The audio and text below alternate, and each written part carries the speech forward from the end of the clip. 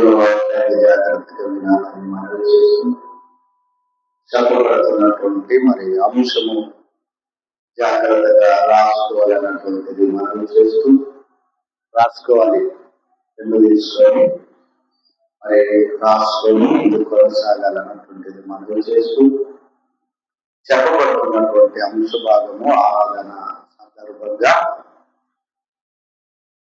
నాటి నుండి నేటి వరకు మహాత్ములను దూషిస్తున్నారా అనేటటువంటి అంశాన్ని దేవుని వాక్యం నుండి మనం ఆలోచన చేద్దాం.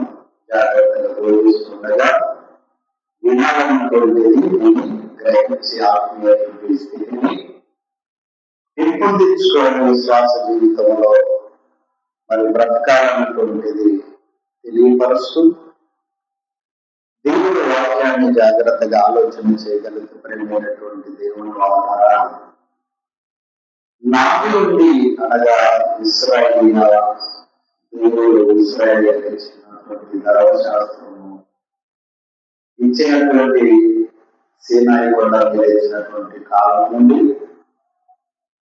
నేటి క్రైస్తవుల యుగం వరకు కూడా క్రీస్తు వచ్చిపోయినటువంటి కాలము అంతటిలో కూడా ప్రియమైనటువంటి దేవుడు ద్వారా మహాత్ములను దూషిస్తున్నారు అన్నటువంటి మరి దూషిస్తున్నారా అనేటటువంటి ఆలోచనాత్మకంగా మనం ఆలోచన చేయగలిగితే దూషిస్తున్నారన్నటువంటిది చెప్పదగ్గటువంటి ప్రియమైనటువంటి దేవుడు వల్ల.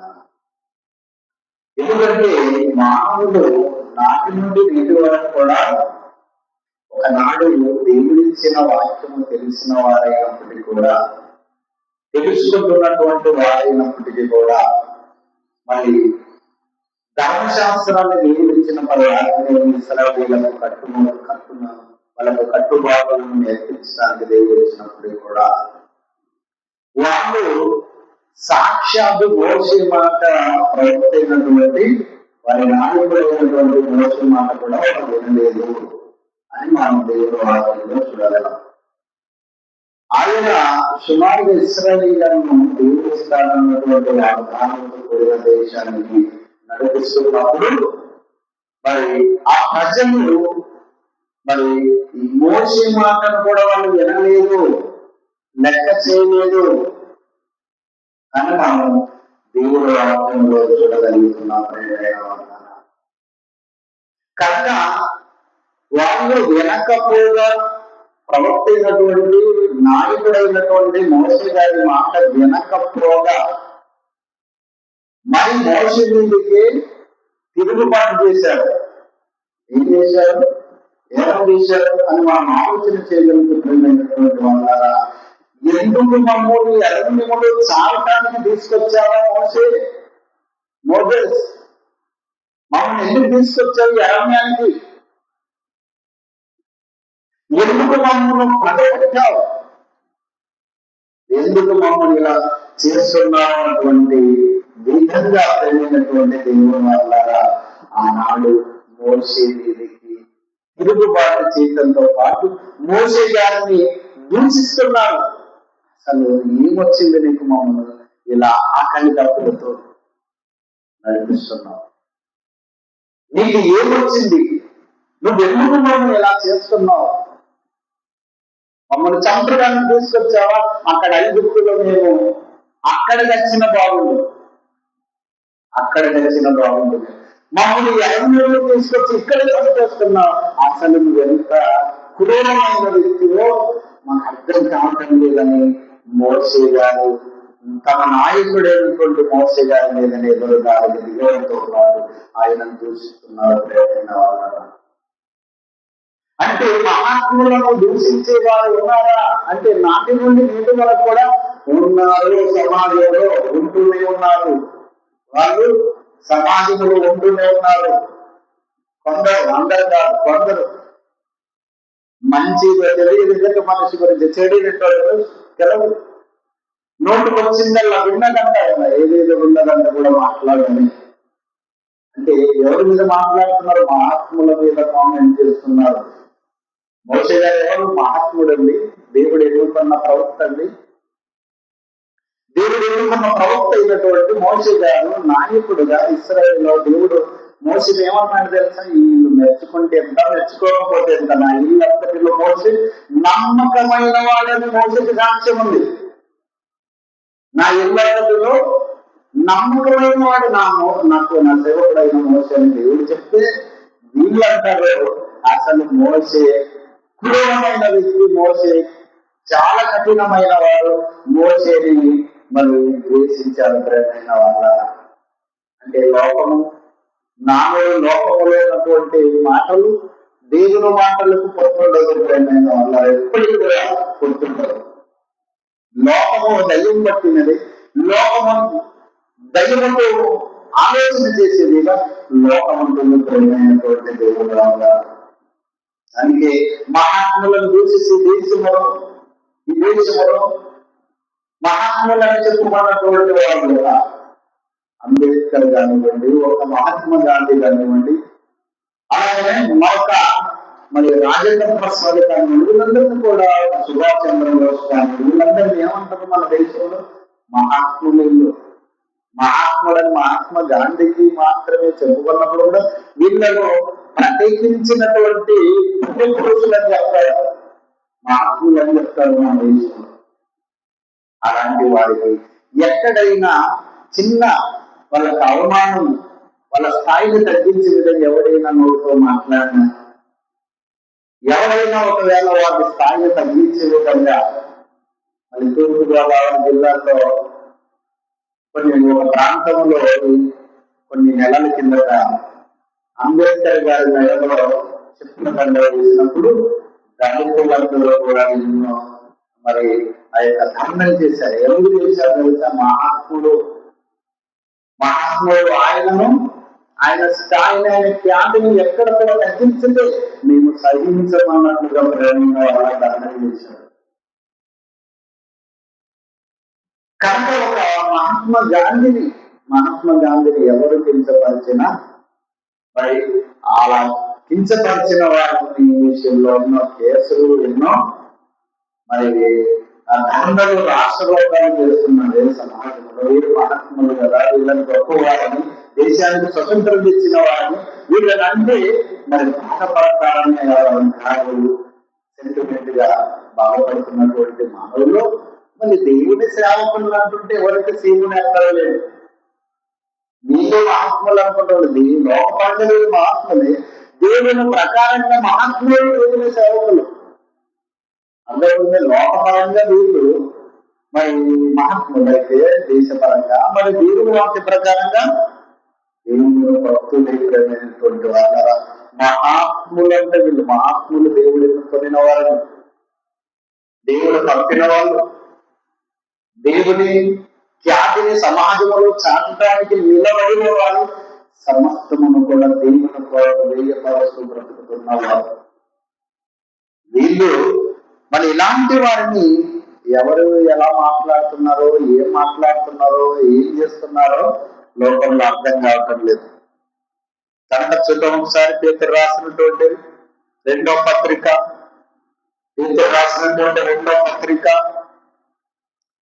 చూద్దాం. రెండో అధ్యాయము 8వ వచనం నుంచి కొన్ని వచనాలను చూద్దాం. పేతురు రాసినటువంటి రెండో పత్రిక 2వ అధ్యాయం 8వ వచనాన్ని ఒకసారి చూద్దాం పిల్లరా.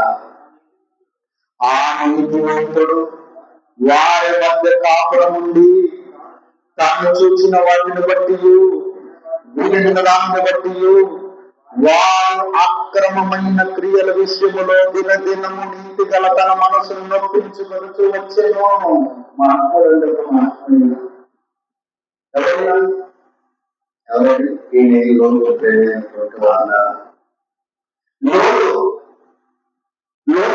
ఎక్కడ కాపురం ఉన్నాడు, ఎక్కడ కాపురం ఉన్నాడని మనం ఆలోచన చేసి బైబిల్ చదువుకుంటే పట్టణాల్లో ఉన్నాడు, కాపురం ఉన్నాడు. సొదొమ పట్టణాల్లో కాపురం ఉంటే ఆ పట్టణాలు, ఆ ప్రాంతాలలో ఉన్నటువంటి ప్రజలు ఎలాంటి వారిగా ఉన్నారంట? ఎలాంటి వారు అక్రమమైన క్రియల విషయంలో అక్రమమైన క్రియలు చేస్తున్నారట. సొదొమ పట్టణాల్లో దాదాపుగా 99% ప్రజలు అలానే ఉన్నారు. భక్తి లేదు, నీతి లేదు, యథార్థత లేదు, పవిత్రత లేదు, ప్రేమ లేదు, జాలి లేదు, కరుణ లేదు, క్రమం లేదు. ఇలాంటి ప్రజల మధ్య ఆయన కాపురం చేస్తూ తన యొక్క ఆ నీతిమంతుడు, మరి చూడండి, ఆ నీతిమంతుడు వారి మధ్య కాపురం ఉండి తాను చూసిన వాటిని బట్టి, వినిన దానిని బట్టి వారి అక్రమమైన క్రియలు చూసినాడు, విన్నాడు. ఎన్నో విషయాలు చూస్తున్నాడు, వాళ్ళ మధ్య ఉన్నాడు కదా, కాపురం చేస్తూ చూసి ఉన్నాడు. ఎవరు కూడా మంచి వాడుగా కనిపించడం లేదు. ఎవరు కూడా మంచిది మాట్లాడే వాళ్ళగా కనిపించడం లేదు. మంచిది చూసినా లేదు, వినినా లేదు. కనుక వారు ఎలాంటి వారంటే వారు అక్రమమైన క్రియలు చేస్తుంటే తన యొక్క మనస్సును దినదినము వారి మధ్య కాపురమును చేస్తూ దినదినమును గడుపుతూ ఎలా ఉన్నాడంట? నీతి గల మనసును నొప్పించుకుంటున్నాడు. ఎందుకు వచ్చాను నేను వీళ్ళ మధ్య, నేను ఎందుకున్నాను వీళ్ళ మధ్య, ఇలాంటి వారి మధ్య ఉన్నానని, ఇలాంటి వారి మధ్య కాపురం చేస్తున్నానా, నేను ఎందుకు వచ్చాను? ఏదిగా ప్రేమైనటువంటి వాళ్ళ తమ మనసుని దినదినము నొప్పించుకొనుచు తన మనసును తానే జవాబు చెప్పుకుంటూ ఒకనాడు కూడా పట్టణాల్లో బ్రతుకుతున్నాడు ఆ మహాత్ముడు. అలా బ్రతుకుతూ తన మనసును అక్రమమైన క్రియలు ఏంటి, ఎందుకు నొప్పించుకుంటున్నాడు తన మనసులో లోతుగా మహాత్ముడు అని మనం ఆలోచన చేయగలిగినటువంటి వాళ్ళ ఆ పట్టణాల్లో ఉన్నటువంటి ప్రజలు, చిన్నలు, పెద్దలు, వృద్ధులు తేడా లేనట్టుగా ఆ ఇంట్లో ఒకరిని ఒకరు ఏమంటారు దాన్ని వ్యభిచారం చేసుకుంటున్నారు. వాళ్ళ ఒకరిని వలస లేదు, వాళ్ళు లేదు, చిన్న లేదు, పెద్ద లేదు, అక్క లేదు, తమ్ముడు లేదు, అంతేనా? క్రమం లేదు, బాధ్యత లేదు, నీతి లేదు, యథార్థత లేదు. పురుషుడు లేదు, పురుషునితో పురుషుడు, స్త్రీతో స్త్రీ అనే తేడా లేకుండా, పురుషుడు అనే తేడా లేకుండా వ్యభిచారంలో తేలిపోతున్నారంటే అలాంటి వాడు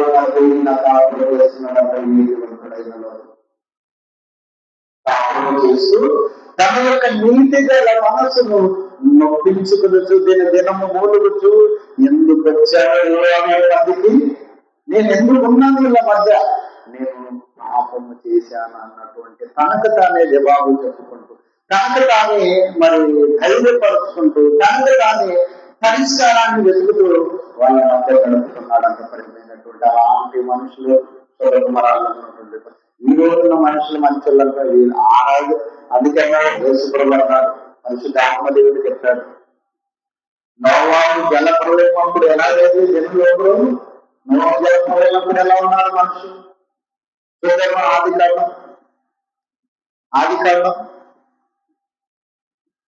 ఆది కాండము 6వ అధ్యాయము 6వ వచనాన్ని కూడా చూద్దాం పిల్లరా. అక్కడ ఏమంటున్నాడు దేవుడు? 6వ అధ్యాయము ఆది కాండము 6వ వచనం, నరులకు చేసినందుకు ఎవరో సంతాపము. అక్కడ ఉన్నటువంటి మనుషులు ఎలాంటి వారు ఉన్నారంట? అసలు నేను నరులకు చేసినందుకు నేనే సంతాపం అందుతున్నాను. సంతాప సభ ప్రకటించాడు. బ్రతుకుండగానే చచ్చిపోయినారు దరిద్రులని. బ్రతుకున్నప్పుడే చచ్చిపోయారు దరిద్రులు. నీతిలో చచ్చిపోయారు, భక్తిలో చచ్చిపోయారు, యథార్థతలు చచ్చిపోయారు, నిజాయితీలో చచ్చిపోయారు. ఇలాంటి ప్రజల మధ్య నేనున్నాను అన్నటువంటి ఆలోచన చేస్తూ ఒకనాడు లోతు ఎలా ఉన్నాడో, మరి జల ప్రళయానికి ముందు కూడా దేవుడు ఆదాము చేసిన కొద్ది కాలానికి ప్రజలు విస్తరించిన కొద్ది కాలానికి ప్రజలు ఎలా ఉన్నారంట? అసలు నరులను సృష్టించి నేను మరి ఎందుకు చేశారన్నటువంటి తలపోటు దేవుడితో చేసినాడు.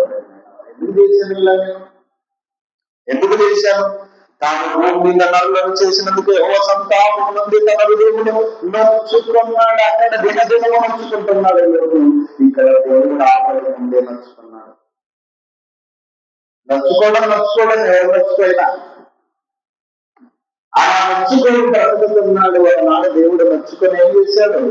మనం నొచ్చుకుని ఏం చేయలేదు. కానీ దేవుడు నొచ్చుకుంటే ఏమైంది? ఆనాటి కాలంలో 40 రోజులు భూమికి ప్రచండమైన వర్షములో రాత్రి పగలు నిరంతరంగా వర్షమును కురిపించి జలప్రలయం వచ్చేటట్టుగా రాడు మనుషులను చంపించాడు. మరి నాకు నా హృదయం నేను నచ్చుకునే విధంగా బ్రతుకుతున్నాయి. ఇంట్లో బ్రతకనివ్వకూడదని మనం నచ్చుకుంటే మనం ఏం చేయలేదు. మనం ఎవరికి చెప్పుకుంటాం? దేవుడికే చెప్పుకోవాలి. దాన్ని అదంతా దేవుడ రాముడు ఇది పలానాడు ఇలా ఉన్నాడు చూడు, పలానా మనుషులు అని దేవునికి ప్రార్థన ద్వారా చెప్పుకోవాలి తప్ప మనకేం గతించడం లేదు. భక్తులైన వారికి ఆనాడు ఆలోచించిన ప్రజలు భూమి మీద నదులను చేసినందుకు సంతాపం ఉంది నచ్చుకొని అంటాడు. వారు అక్రమమైన విషయంలో ఉండిపోయారు. దేవుడు భూలోకమును చూసినప్పుడు మనుషులు తమ క్రమమును తెలిసి తమ తమగా కట్టలను తెలిసి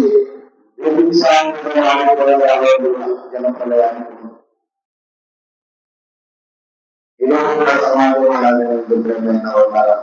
అలా ఉంటూ దేవుడు జలప్రలయం రప్పించాడు. లోకైతే ఏం చేస్తాడు? ఏం చేయడు. కానీ దేవుడు ఆల్రెడీ దేవుడి యొక్క ఉగ్రత వచ్చింది. సుగమమైన దేవుడు ఉగ్రత వచ్చింది. ఆ ప్రాంతంలో లోటు ఉన్నప్పుడు కూడా అక్కడ మరి తన యొక్క ఆ నీతివంతుడు వారి మధ్య కాపురం ఉండి తను చూసినటువంటి దానిని బట్టి వినినటువంటి మాటలను బట్టి వారి యొక్క అక్రమమైన విషయంలో తన నీతి గల మనస్సులు దినదినము పెంచుకొనొచ్చు బ్రతుకుతున్నారంట. నీతివంతునికి చూడలేదు ఈ లోకంలో. నీతివంతుడు యథార్థంగా ప్రకటించేవాడు, యథార్థంగా బుద్ధి చెప్పేవాడికి న్యాయం లేదు లోకంలో.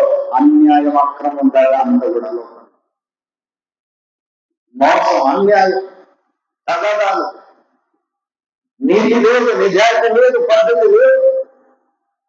లోకం అలాంటి వారిగా ఉంటున్నారు ప్రేమైన వాళ్ళ. కనుక మరొకొచ్చినాన్ని కూడా చూద్దాం. లోతుగా అలా వీళ్ళు ఇబ్బంది పెట్టారు. లోతుని ఇలా దూషించారు. ఒక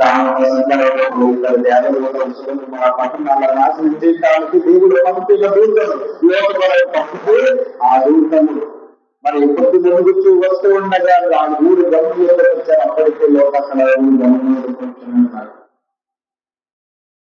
ఇద్దరు మనుషులు నడి వీధులలో ఆ ఊరి యొక్క గౌరవ వచ్చి నడుస్తూ వెళ్ళిపోతుంటే లోక అక్కడ ఉంటే అయ్యా ఈ ప్రాంతాలు మంచివి కాదు, ఈ మనుషులు మంచివాడు కాదు, ఈ ప్రజలు మంచివాడు కాదు. కనుక దయచేసి ఎక్కడ ఏమి జరుగుతాయో మనుషులకు భయం బోలతో, ఎక్కడ వీళ్ళని నాశనం చేస్తారన్నటువంటి భయముతో అయ్యా నా ఇంట్లో దేవుడు శీకరణ లేదు, మీ మార్గంలో వెళ్ళిపోలేదు, మంచిది కాదు ఈ ప్రాంతంలో ఉన్న మనుషులు అని చెప్పి ఇద్దరు దేవదూతలను తన ఇంటికి తీసుకొస్తున్నాడు. ఇతను అడుగుతున్నాడు, కానీ వీళ్ళు ఎందుకు వచ్చారో తనకు తెలియదు, ఇంకా చెప్పలేదు కదా. ఇప్పుడు ఎందుకు వచ్చామని లోటు చెప్పలేదు, కానీ వీళ్ళు ఎందుకు వచ్చారో తెలుసా? లోటు కుటుంబాన్ని సుగమరాని పట్టణాల నుండి తీసుకెళ్ళడానికి వచ్చారు అన్నట్టు వాళ్ళు. దేవుడు అంటాడు ఇద్దరు దేవదూతలు దగ్గరైనటువంటి దేవుడు వల్ల ఆ లోటు తన ఇంటికి ముందు తీసుకువెళ్ళిన తర్వాత రాత్రి భోజనం తీసుకొని పండుకుంటుండే వాటిని తీసుకొని పండుకుంటుంటే ఆ ఊరు అందరూ కూడా పిల్లలు, పెద్దలు, వృద్ధులు, ఆ ఇంటి ఆ నదులు ఆ ప్రాంతంలో ఆ ఇంటి చుట్టూ నడిపించబడి ఉన్న వాళ్ళందరూ కూడా వచ్చి తలుపు కొడుతున్నారు. లోటు రాత్రి ఇంటికి వచ్చిన మనుషులు ఎక్కడున్నారు? నేను వారిని కూడినట్లు వారిని వెలపడికి బయటకు పంపించమని లోకం పడుతున్నాను. తలుపు కొడుతున్నారు. లోకం కలుపుండి అంటే ఎలాంటి మనుషులు తయారవుతున్నారో చూడాలి, ఆలోచన చేయలేదు. అలాంటి ప్రజలు ఒకనాడు ఉన్నప్పుడు అయ్యా వాళ్ళు వచ్చిన అతిథులయ్యా, వారిని మీరు కబులు చేయొద్దండి, వారిని నాశనం చేయొద్దండి, వారిని మీ కోరికలు తీర్చుకోవడానికి వాడుకోవద్దండి. వాళ్ళ అతిథులు ఎక్కడ వచ్చారు, దాన్ని మార్గం వస్తుంటేనే చెవి తెచ్చుకొని వద్దయ్యా, నా కూతురు ఉంది, నా కూతురు మీరు పాడు చేయండి అని చెప్తే కూడా వినకుండా ఆల్రెడీ కూతురు పాడైపోయింది. ఆ మాట అంటున్నాడంటే భార్య పాడైపోయింది, తను కుటుంబాన్ని పాడు చేసినటువంటి దౌర్భాగ్యులైన మనుషుల మధ్య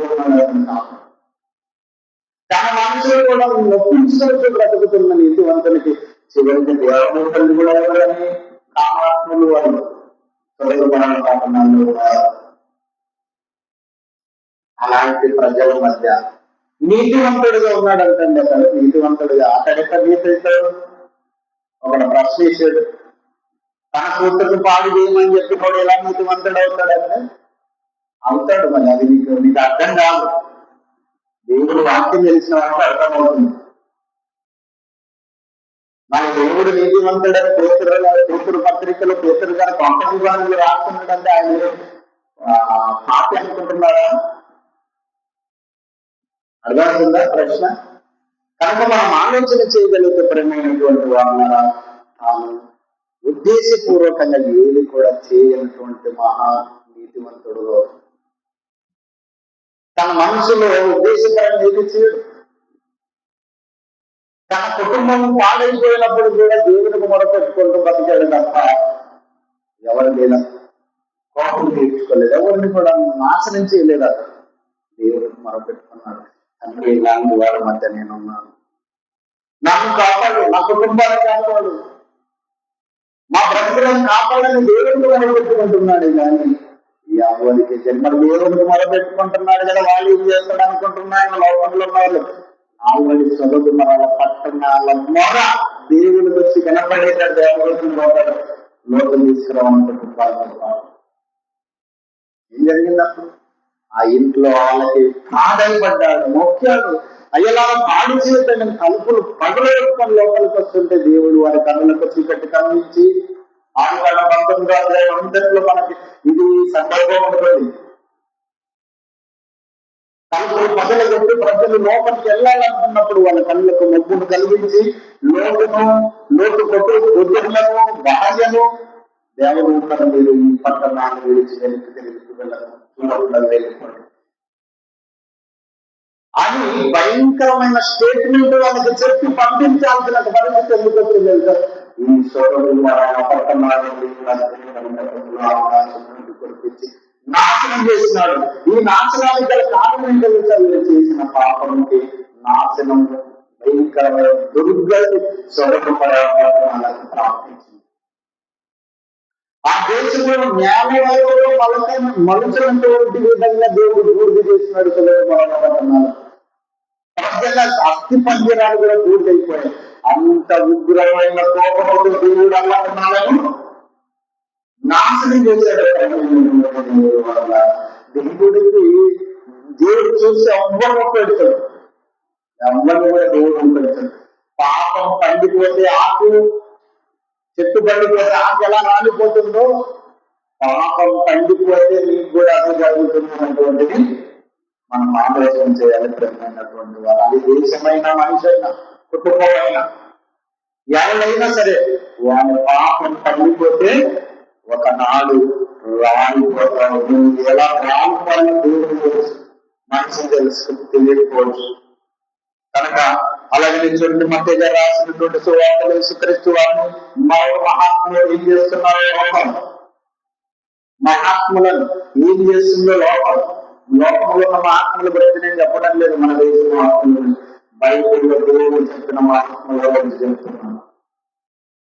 మత్తయి గారు రాసినటువంటి సువార్త 27వ అధ్యాయం, మత్తయి గారు రాసినటువంటి సువార్త 27వ అధ్యాయం ఇస్తారా? 40వ వచనాన్ని చూద్దాం. 40వ వచనంలో ఏం చేస్తున్నారో తెలుసా? యేసుప్రభు అప్పటికి యేసుప్రభు మీద అనేకమైన నేరాలు గురించి సిలువలో ఆయన సిలువ శిక్ష విధించారు. ప్రభు ఆయన మీద ఏం నేరాలు వేశారు? రకరకాల నేరాలు వేశారు. ఆయన పాట ఆయన ఎవరినైనా ఇబ్బంది పెట్టారా? ఎవరినైనా ఏమైనా పాడు చేసేదా? ఎవరినైనా ఏదైనా అన్యాయమైనది పాడు చేశారా? ఏమి చేయలేదు. ఏమైనటువంటి ప్రభు నోటి మాట ద్వారా పాపం చేయలేదు దేవుడు. అలాంటి పరిశుద్ధుడైన క్రీస్తు యేసు వారిని ఏం చేశారు తెలుసా? ఈయనని సిలువపై ఈయనని సిలువపై ఈయనని సిలువపై అని పిలాతు దగ్గర జన సమూహములు వెళ్ళి త్యాగం చేస్తున్నాడు. వీడు దైవద్రోహి, వీడు దేవాలయంలో తిరిగి 3 దిక్కులలో మాత్రమన్నాడు. వీళ్ళు ప్రజల హృదయ సమస్యలు ఎదుర్కొన్నారు. ఇది కదా యేసుప్రభువు చేసిన నేరాలు. ఈయన కైసరు చట్టాలకు విరుద్ధంగా ప్రశ్నిస్తున్నాడు. అది ఆయన చేసినటువంటి నేరాలు. కనుక అలాంటి ప్రశ్నించేవాడు లోకం ఉండదు. లోకం ఉండదు. నాడుండలేదు యేసుప్రభువు అనిపించడం లోకం. ఇప్పుడు కూడా ఏదైనా నిజం అడిగితే నీడు కూడా ఎవరిని కూడా ఎనుకోండి గోతులు తీసి మొరడాల్సిందే తప్ప ముందుకు వచ్చి ఎవరు మాట్లాడలేదు, సమాధానం ఇవ్వలేదు మాటలు. కనుక ప్రేమైనటువంటి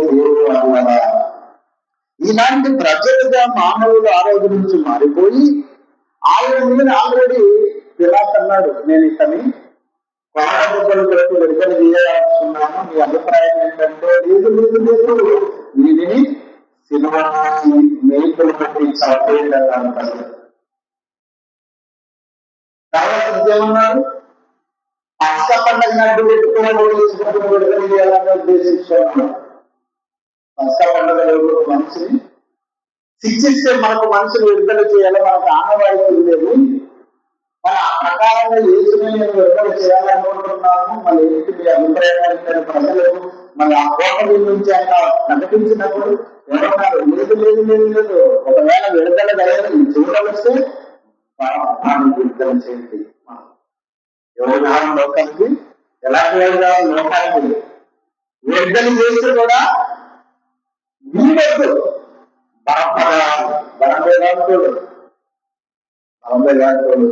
బండి దొంగ నరహంతకుడండి బరబ్బ, మనుషులను చంపిన నరహంతకుడండి. వాడు కావాలి మాకు అన్నది లోకం, వాడు కావాలి మాకు, వాడంటే ఇష్టం, వాడంటే మాకు స్నేహం, వాటితో మాకు బాగుంటుంది కనుక వీడు ఉంటే మాకు ఇష్టం అంటే వీడి సిలువకి వాడిని విడుదల చేయండి అన్నప్పుడు ప్రేమైన వాళ్ళ అలాంటి లోకం మీకు అర్థంగా లోకం గురించి ఆలోచన చేస్తున్నప్పుడు వాక్యం వింటున్నాము, పాట పాడడం, ప్రార్థన చేయడం, దేవుని మందిరానికి అనుకుంటే కుదరదు. వాక్యములు ఉన్న ప్రతి విషయాన్ని ఆలోచన చేస్తే బ్రతుకును మలుచుకుంటే లోకంలో మనం ఎవరు ఏంటో అర్థం చేసుకోగలరు. కాకపోతే ఇంకా మనల్ని కనిపించేయడానికి లోకంలో సాతానంలో కనిపించేయడానికి రెడీగా ఉంటుంది సాతానం. ప్రకటనలను 12 రాత్రి పగళ్ళు మన మీదను మన సహోదరుల మీదను నేరారోపణ చేస్తున్నప్పుడు వాడు భూమి మీదకి వచ్చాడు. వాడు నేరాలు వేస్తున్నాడు. ఊరికి నేరాలు ఏం లేకుండా ఇలాంటి అలాంటి అలాంటిది ఇలాంటిది నువ్వు అలాంటి వాళ్ళతో మాట్లాడతావు, వాటికి లేస్తుంది, వీటికి లేస్తుంది, ఇంకోటి లేదు. ఒకరికి అంటే పడకుండా తంటాలు పెట్టి తంటాల వాడిగా దయ్యం పట్టిన వాళ్ళుగా మారిపోతారు. దయ్యం బట్టి ఇలా చేస్తారు. మనం అనుకుంటాం వాళ్ళు చెప్పిందే నిజం అనుకుని మనం మోసపోయి మన పిల్లలు కూడా ప్రార్థనకి రావడం లేదు. అందుకే దయ్యాల మాటలు వింటే దయ్యాలుగా మారిపోతారు. ఎవరైనా సరే దయ్యాల మాట్లాడేవాళ్ళు దయ్యాలు ఏం చేస్తుంది? ఒక మార్గం దృష్టికి యథార్థంగా కనబడుతుంది కానీ మరణంలోకి రావట్లేదు. వాళ్ళ మార్గాన్ని కరెక్ట్ గా అనిపించవచ్చు, కానీ బైబుల్ ప్రకారంగా కూడా మనం చూసుకోవాలి. అది కరెక్ట్ ఉందా తప్పకుండా మనం 2 రకాలుగా చూసుకోవాలి మన విశ్వాసాన్ని. ఒకటి లోకపరంగా అయితే మనం అడ్జస్ట్ కాదు. లోకపరంగా మనం తెలుసుకోవాలంటే దేవుడికి విరోధం. అందుకే అక్కడ బైబుల్ ఈ లోక స్నేహం దేవుడికి ఈ లోకం స్నేహం చేసేది ఎవరితో చేస్తుంది?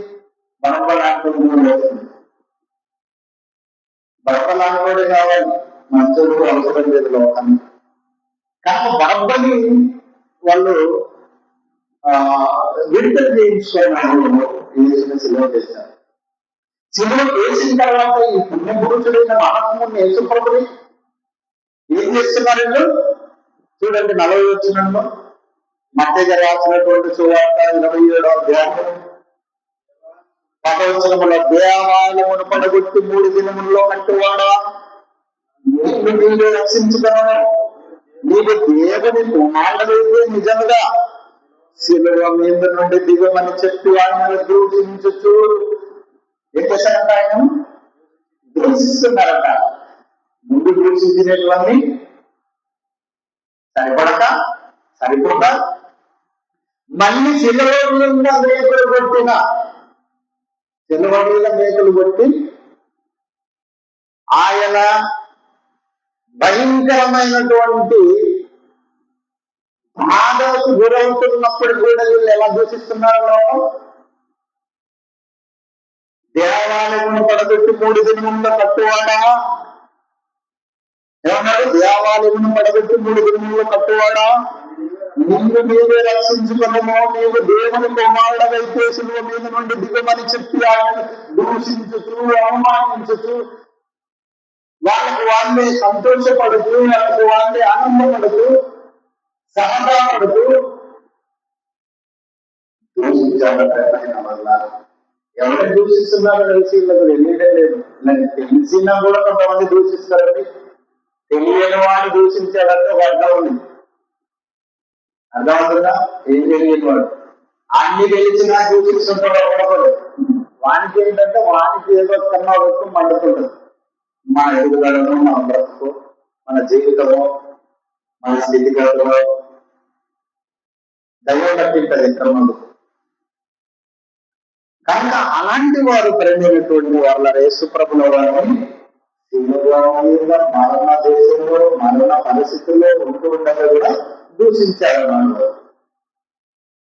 నువ్వు మాకు అవసరం లేదు, దూషించడం ఉద్దేశం ఏంటి? నీకు మాకు సంబంధం లేదు, మేము వేరు నువ్వు వేరని దూషిస్తున్నారు. అంటే వీళ్ళ ఆశలు, వీళ్ళ పద్ధతులు, వీళ్ళ ప్రవర్తన, వీళ్ళ యొక్క ఆశయాలు వేరు.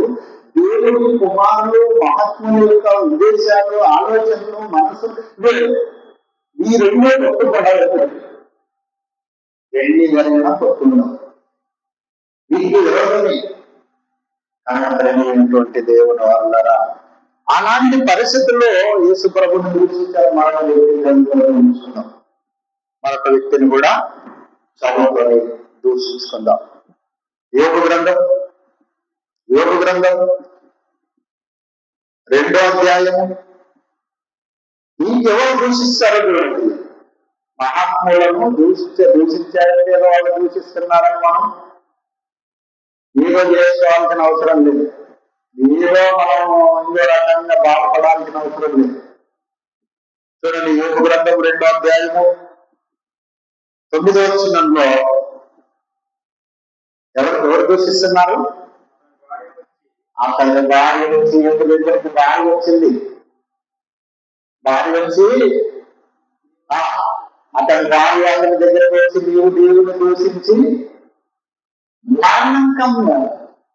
ఏం కావాలంట? మీరు దేవుణ్ణి దూషించి లేక ఇతరులు యథార్థతను వదలక ఉందివా? దేవుని దూషించి మరణం కమ్మని అతనిని దూషించను. అసలు దేవుణ్ణి ఎందుకు నమ్మాడు? ఈయననే నమ్మాడా? భూమి లేదు దేవుణ్ణి. అర్థమవుతుందా? అసలు దేవుని నమ్మితే దేవుని నమ్మిన ఇతడు దేవుని నమ్మానని పిచ్చి పట్టింది తనకి అని చెప్తుంది. తాను భర్తనే అయిందంటే ఇంకా చుట్టుపక్కల చెప్పలేకుంటుందా? ఏమన్నా భర్తని డైరెక్ట్ మాట్లాడుతుందంటే ఇంటి పక్కలతో, ఇంటి ముందరతో, గ్రామంలో ఉన్న వారితో, ఆ పరిసరాలలో ఉన్న వారితో చెప్పలేకుండా లేదా? పిచ్చి పట్టింది మా ఆయనకు. దేవుడు పిచ్చి పట్టింది. ఆయన పిచ్చోడు. నేను గనకంతో సంసారం చేస్తున్నాను, ఎందువరైతే సంసారం చేయడానికి కూడా ఎన్నో చెప్పింది. అదంటే ప్రేమైన వాళ్ళ భక్తులకు జరిగే అవమానాలు, భక్తులకు జరిగే దూషణలు ఇదే. ఇంకా అన్నదమ్ముళ్ళు ఏమని అంటారు, అక్క చెల్లెళ్ళు ఏమని అంటారు, భార్యని ఇలా అంటుందంటే ఇంకా బయట వాళ్ళు ఏమంటారు. కనక ప్రేమైన వాళ్ళ మహాత్ముడు భక్తుడండి యోగు. ఎలాంటి భక్తుడు? ఆ యోగులను 1వ అధ్యాయంలో చూస్తే ఊది దేశమందు యథార్థవంతుడు, న్యాయవంతుడు, నీతివంతుడు, మరి ధనవంతుడు, అలాంటి నీతివంతుడు ఒక్కడు లేదంట ఊది దేశమందు. అలాంటి నీతివంతుడైన భార్యతోనే చీకు అనిపించుకునే పరిస్థితికి, దూషించుకునే పరిస్థితికి వచ్చాడు. ఎందువల్ల వచ్చాడు? సాతాను శోధిస్తుంది ప్రేమైన వల్ల. సాతాను శోధిస్తుంది భార్య మొదలదు, పిల్లలు మొదలదు, అన్నదమ్ముల మొదలదు, అక్క చెల్లెళ్ళ మొదలదు, అందరిలో క్రియేట్ చేసి లేని ఉన్నట్టుగా, తప్పు లేకపోయినా తప్పున్నట్టుగా దూషింపజేస్తుంది, అవమానింపజేస్తుంది, ద్వేషింపజేస్తుంది, ఆనందింపబడుతుంది. అందరూ దయ్యబడి దేవవాళ్ళు. అప్పుడు యోగు ఏమంటున్నాడు చూడండి, మహాత్ముడైనటువంటి యోగు ఏమంటున్నాడు, అందుకతడు 3 పురాలు మాట్లాడినట్టు నువ్వు మాట్లాడుతున్నావు, మనము దేవుని వలన మేలు అనుభవించుదుమా, కీడును మనం అనుభవింప తగదా? మేలను అనుభవించాం కదా, ఎన్నో మేలు దేవుడు అనుభవించిన మేలు అనుభవించాం కదా, కీడును అనుభవింప తగదా? నాకు మీరు కీడు 2 దేవుడు కలిసినటువంటి వరాలు, నేను కీడు దేవుడు జతపరిచినటువంటి 2 వరాలు. నువ్వు అనుకుంటున్నావు 3 పురాలు మాట్లాడినట్టు ఎవరు నీళ్ళక్కడరు?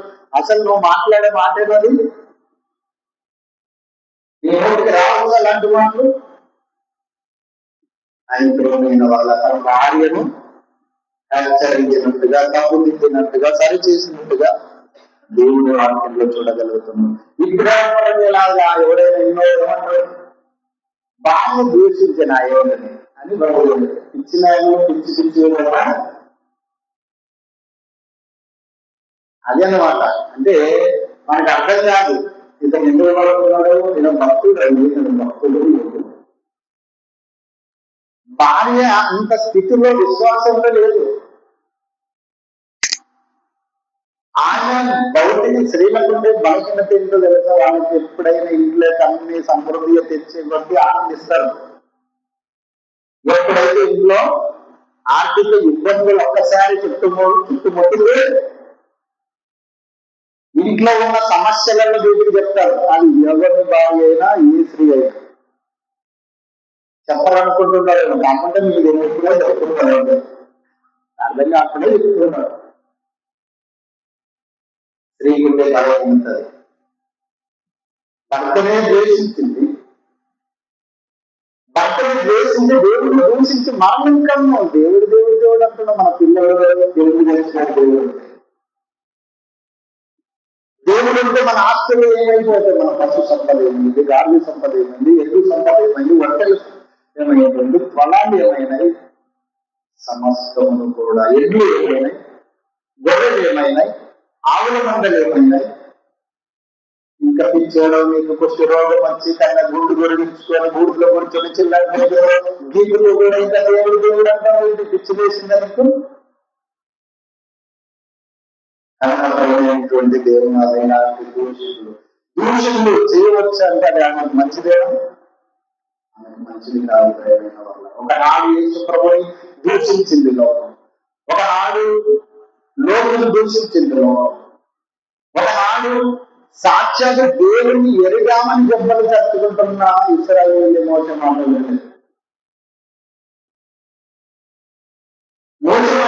మోసం దూషించారు.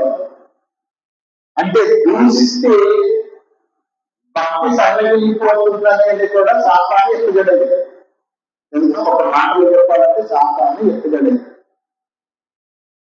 సాతాను ఎత్తుగడలో వాడదు. కనుక అలా దూషింపబడుతూ దూషిస్తే ఇంకా అయిపోతాడు, భక్తి ఏదో అయిపోతుంది, నీతి కోల్పోతాడు, యథార్థతను కోల్పోతాడు, నిజాయితీని కోల్పోతాడు. అంతేకాని పురుగుల లోపల చూడండి, ఎవరైనా ఏదైనా సమస్యలు ఉన్నప్పుడు మూలిగే నక్క మీద తాటికావన్నట్టుగా చూపిస్తుంటాడు. ఎవడైనా చూడండి, ఏ ప్రాంతం లేదు, మన ప్రాంతం కానీ ఎక్కడైనా అది దేవుడు చెప్పినా కాదు, మనం నేర్పుగా ఉండాలి. ఇది చూసి ఏదో జరుగుతుంది, ఏదో మనకి అయిపోతాం, మనం అనుకోవడం భయపడాల్సిన అవసరం లేదు. ధైర్యంగా ఉండాలి. ధైర్యంగా ప్రతి సమస్యను ఎదిరించాలి, నీతిగా ఎదిరించాలి, యథార్థతో ఎదిరించాలి, భక్తితో ఎదిరించాలి. కనుక కొంతమంది సోలిపోయి పడిపోయి ప్రేమ లేకుండా, సహోదరి ప్రేమ లేకుండా, సహోదరి ప్రేమ లేకుండా సాతాను చివరికి భార్యతో కూడా వేసింపజేసింది మరి యోగుడు మహాత్ముని. కనుక టైం ఉంటే ఇంకొక వచనాన్ని చదువుకుందాం. చూడండి, ఇంకో మాటను కూడా చదువుకుందాం. అపోస్తల కార్యములు ఇంకా 2 వచనాలను చదువుకొని త్వరగా ముగించుకుందాం, ఎందుకంటే టైం ఉంది.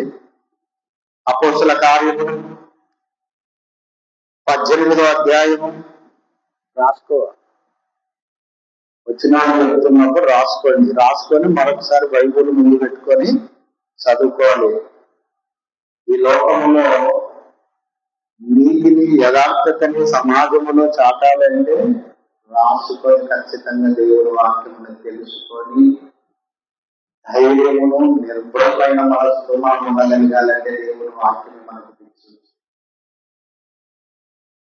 కనుక అపోస్తల కార్యములు 18వ అధ్యాయము తీసారా, 18వ అధ్యాయము 4వ వచనం నుండి కొన్ని వచనాలను చూసుకున్నప్పుడు ఇలా ఇక్కడ అపురుషుడైనటువంటి పౌలు మరి కొత్తగా మారేటప్పుడే అయినా సువార్తను ప్రకటించడానికి దేవుడు వాక్యాన్ని చేతపట్టుకొని బయలుదేరినటువంటి కొంతకాలానికి ఏడెన్స్ ప్రాంతం నుంచి, ఏడెన్స్ ప్రాంతంలో 1వ వచనం నుండి చదివితే మనకు కావాల్సింది. పౌలు ఏడెన్స్ ప్రాంతం నుంచి కొరటి పట్టణాలకు వస్తాడు. పట్టణాలకు వచ్చి ఆ పరిసరాల ప్రాంతంలో కొరటి పట్టణంలో ఒక భక్తి పనులైనటువంటి 2 భార్యభర్తలు. ఎవరైనా 2 భార్యభర్తలు, ఎవరు అక్కుల్లా తీసుకెళ్ళి అనేవాడు. కనుక కొరటి పట్టణానికి వచ్చి ఇతడు సువార్తను ఏడెన్స్ ప్రాంతం నుంచి కొరటి పట్టణానికి ప్రకటించడానికి వచ్చినప్పుడు ఇక్కడ అతను నివాసం చేయాలి. ఎవరి దగ్గరికి వెళ్ళి ఆయన ఉండాలి? అలాంటి ఆలోచనలో ఒక భక్తి పనులైనటువంటి భార్యభర్తలు కనిపించాలి. ఎవరు అక్కున్నా తీసుకెళ్ళినటువంటి 2 భార్యభర్తలు. వీరు చాలా భక్తి పనులు ప్రేమైన వాళ్ళ ఆ యొక్క పట్టణాలు.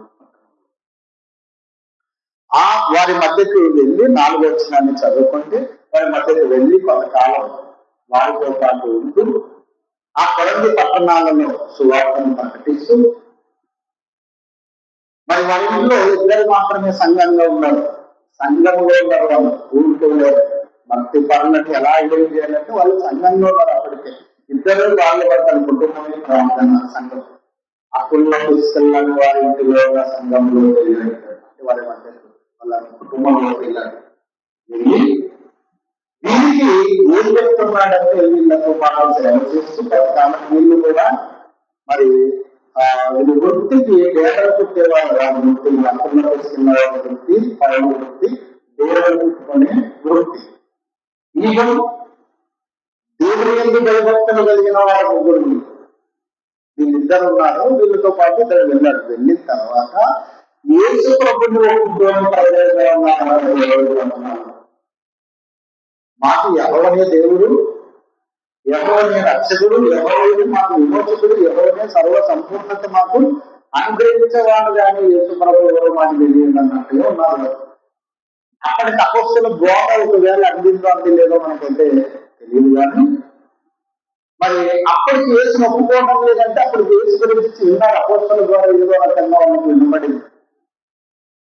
వినబడినప్పుడు కూడా వారు యేసు ప్రభువును నమ్మటానికి యేసు ప్రభువును ఒప్పుకోవటానికి వాళ్ళు ఇష్టపడుతుంది. అలా ఇష్టపడినప్పుడు గౌతు పట్టణాల్లో వాళ్ళ హక్కుల్లో తీసుకెళ్లిన వారిని సేవ చేస్తూ 4వ వచనంలో అంటాడు, అతడు కొరింథీయులకు రాసిన అపోస్తలుల కార్యం 18వ అధ్యాయం 4వ వచనం, అతడు ప్రతి విశ్రాంతి దినమున సమాజ మందిరములో కనిపించుచు యూదులను గ్రీకు దేశస్థులను ఒప్పించుతూ ఉంటాడు. ఏం చేశాడట? ప్రతి విశ్రాంతి దినమున ఈ యొక్క మరి అక్కడ తీసుకెళ్లే వారి ఇంటిలో జీవనం చేస్తూ వాళ్ళు వాటి ఆత్మీయంగా బలపడుతూ ఇలా బలపడుతూ మళ్ళీ ఏం చేశాడంటే ప్రతి విశ్రాంతి దినమున సమాజ మందిరములలోకి వెళ్ళి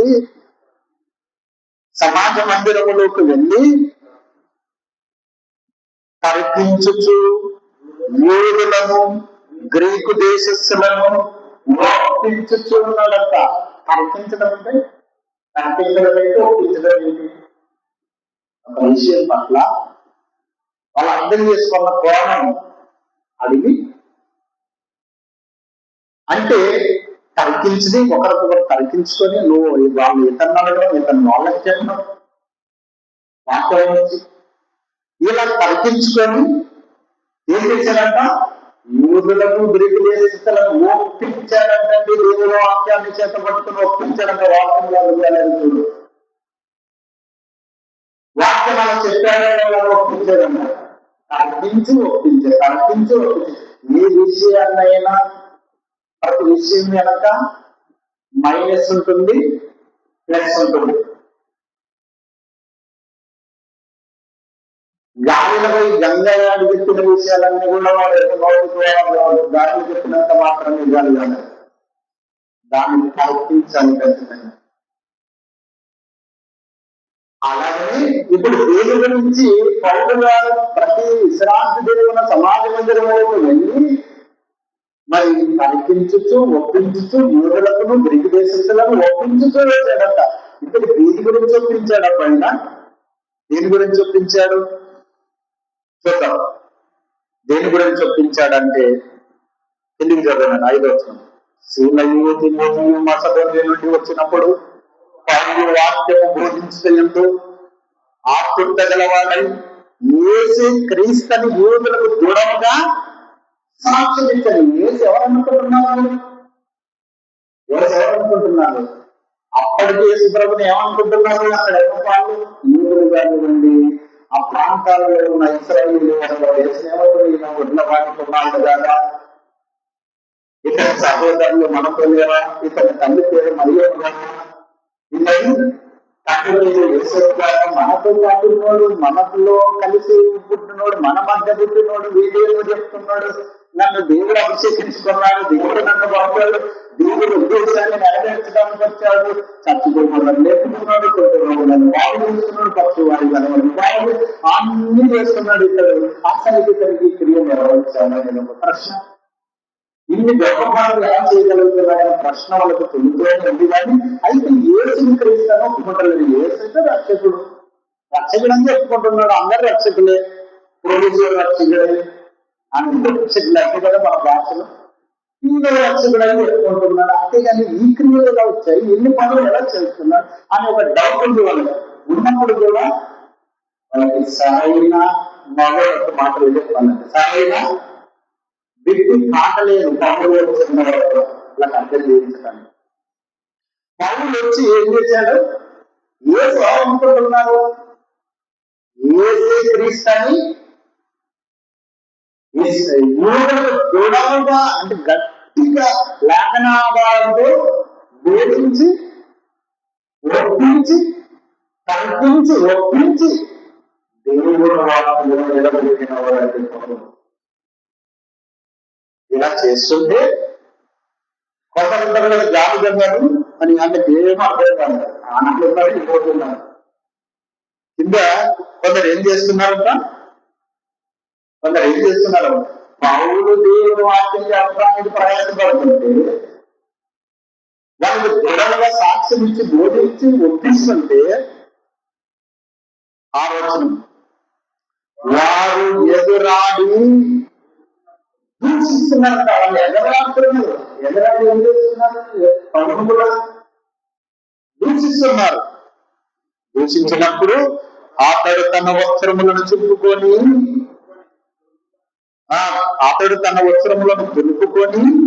మీ నాశనములకు మీరే ఉత్తర వాహనాలను ఆ బట్టలు ఏం చేశారట?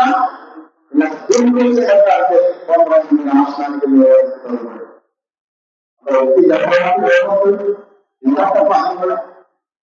ఇష్టం నీ యొక్క మరి నీ యొక్క నాశనానికి నువ్వే పాత్రలు. మంచి చెప్తే వినకపోతే నీ నాశనాన్ని నువ్వే తెచ్చుకోవాలనుకుంటున్నావు. ఎవరు మీద నాశనం చేయాల్సిన అవసరం లేదు. కనుక నీ అడవులన్నీ కూడా నాశనం అయితే వెళ్ళిపోతాయి అని మరి వాళ్ళు వదిలేశారట. అంటే క్రీస్తుని ఒప్పుకోలేదు. ఒప్పించుతూ కల్పించి ఒప్పించారు కాబట్టి కొందరు ఒప్పుకొని ఉండగా ఏం చేశారట? దూషించారట. ఏమని దూషిస్తే మహాత్ముడండి నా పప్పుడైన పౌరులు ఎవరైనా దారిలో పోయి దారి అనుకుంటున్నారు. వాళ్ళు ఏమనుకున్నారు? ఇంతకి వాక్యాన్ని ధైర్యంతో నిర్భయంగా చాటించేవాడు. ఒక్కడే వెళ్ళాడండి. ఒక్కడే వెళ్ళాడు. ఆయన ప్రాంతం కూడా కాదు, వేరే ప్రాంతానికి ఒక్కడిగా వెళ్ళాడు. మనలో కూడా ఎంతమంది వెళ్ళి చెప్తున్నాం? మనం వినటానికి తెలుసుకోవటానికే మనకు మైండ్ తికల టైంలో గడిచిపోతున్నాం. దేవుడి పని ఎవరు ఇలాంటివి చెప్పాలి. న్యాయము తప్పినప్పుడు, నీతిని తప్పినప్పుడు, వాక్యాన్ని తప్పిపోయి నడుస్తున్నప్పుడు బోధించాలి. ప్రేమైన వాళ్ళ అలా దూషించినప్పుడు అతడు నా గుణములను దుర్దృష్టం వెళ్ళిపోయాడు కదా. మరొక విషయంలో మనం 13వ అధ్యాయము 45లో చదువుకొని ముగించుకున్నాడు. అక్కడ ఏమంటాడంటే 13వ అధ్యాయము 45వ వచనంలో ఏమంటాడు?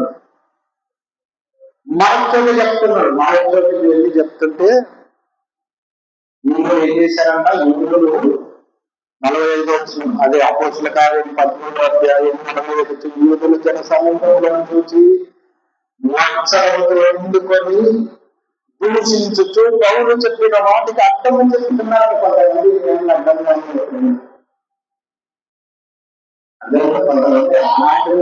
అర్థంగా ఎవరి సంసారాలు బాగలేదు. మనుషుల్ని కూడా చెడగొట్టే రకం అంటే ఇదే. మంచిదాన్ని కూడా చెడగొట్టే రకం ఇదే. వీళ్ళు ఒప్పుకోగా మళ్ళీ ఏం చెప్తున్నారట?